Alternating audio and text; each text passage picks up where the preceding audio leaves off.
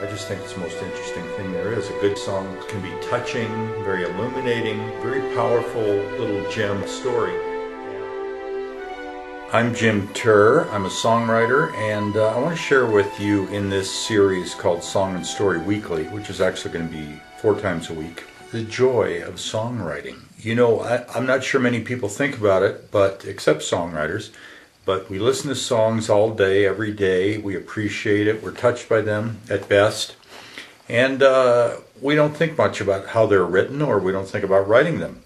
And it's actually a fascinating craft. I aspire to write particularly country hits like Tom T. Hall and Bobby Braddock have consistently. That's kind of my brass ring. I want to share with you some songs I've written and recorded, some of which I think are pretty good, and I've had a little success, and give some background. I always think it's interesting with regard to anything, songs or movies or anything, to hear how it was put together, how the thought came about, what the considerations were. I just think songwriting is about the most fun you can have. And the rewards are great if you get a good hit country song cut by somebody else, in my case. For the first 31 episodes here, I'm just going to take 31 songs from this book that I wrote, actually way back in 1988. Called You Got to Be Stupid to Sing Country Music, and Other Unusual Song Lyrics by Jim Terr. I hope you'll enjoy this series. On Monday, Wednesday, and Friday, I'm going to have a new song every day, background on the writing, the recording, whatever. And then on Saturday, particularly, I'll emphasize more the songwriting considerations, so that the Saturday installments could be used as a forum for thinking about your own songwriting or working on it as a group with your family. I think that'd be a great activity. So welcome, and let's get to it, and here we go. I'd like to welcome my friend Meredith Britt. We have done interviews before. I'll link to one called The World's Most Obnoxious Interviewer, which is me, not her. But she's a famous artist, and she's consented to interview me about these songs because I'm tired of doing it for myself. Do you consider that song to be smart? Oh, well, I like to think everything I do is clever, but I'm not the best judge of that. Do you have any particular anecdotes about this song that you'd like to That sounds like a bit of a planted question, but okay, I'll play along, I'll answer you. There are 2 anecdotes I have handy that come to mind. I'm sidekick. One is that I think I was either trying to do a demo of the song or get an endorsement for the book in which this song is the title song of which. Anyway, I asked a woman I knew who was a wonderful singer and writer named Maxine Sellers. In fact, yes. she wrote a song called, one of the greatest titles I ever heard, Life is Short, but It's Wide. How do you like that? That's good. Anyway, I asked her if she would endorse this book, as several people had, or sing the song. I can't even remember which now. And she says, well, that's kind of a provocative title, isn't it? I said, well, I don't know. It's not meant to be. And she didn't. I think she did not endorse it or sing it or whatever I was asking her to do. In fact, that's when I learned what the word provocative means. I was kind of old to not know that word, but this song was actually performed on a radio show called Mountain Stage, Wheeling, West Virginia, actually, and they performed it.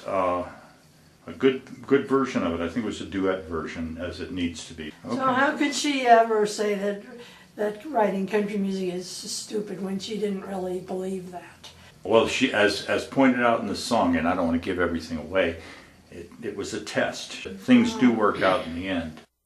I was in the New York airport. I'd done 2 shows the previous night when I saw this sassy, classy woman like you only see maybe once in your life. So I said, maybe you've heard about me if you're at all into the arts. Or perhaps you've heard my records. I've had a couple on the charts. And I've written songs for Charlie Pride and Kenny Rogers too. Of course, I sing a little different, a little slicker than they do. She said, yes, I know about you, and I've seen you on TV. But before I could act humble, here's what else she said to me. She said, you got to be stupid to sing country music.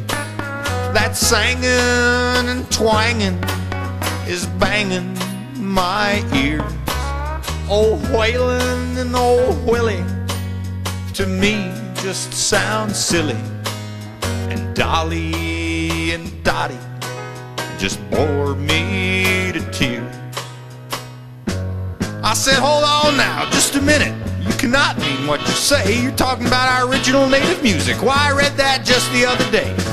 Or perhaps your ivory towers got you too high up above the simple things and common people of this country that we love. Yeah, I thought that'd shut her up and that she'd take those mean words back. But this girl got even nastier as she stepped up her attack. She said only someone stupid would sing that country music. It sounds like any 3-year-old could play that steel guitar. It's plain that it takes half a brain to write a song about a southbound train. You blew your chance to have this dance when you told me you're a country star. And she said one more song about a truck, and I believe I will upchuck. Songs about cheating and drinking make my skin begin to crawl. You gotta be in a coma to sing about Oklahoma. And songs about mamas and kids in pajamas just drive me up the wall. So I said, why don't you go back to whatever amuses you better? Your Mozart, your pop art, your French opera. I said if it's stupid to love simple things like sunsets and wedding rings, then stupid is something that I'd rather be.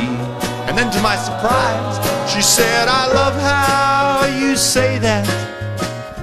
Your words have always knocked me flat. See, I just been testing what you're made of.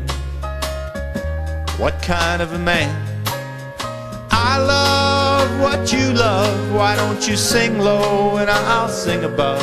In fact, I used to sing backup in Merle Haggard's band. So she did and we did, and we're even trying to teach our kid. He likes Boy George, that's the way that it goes. He falls asleep with his mama in his yellow pajamas, while she sings of Texas and that old yellow rose.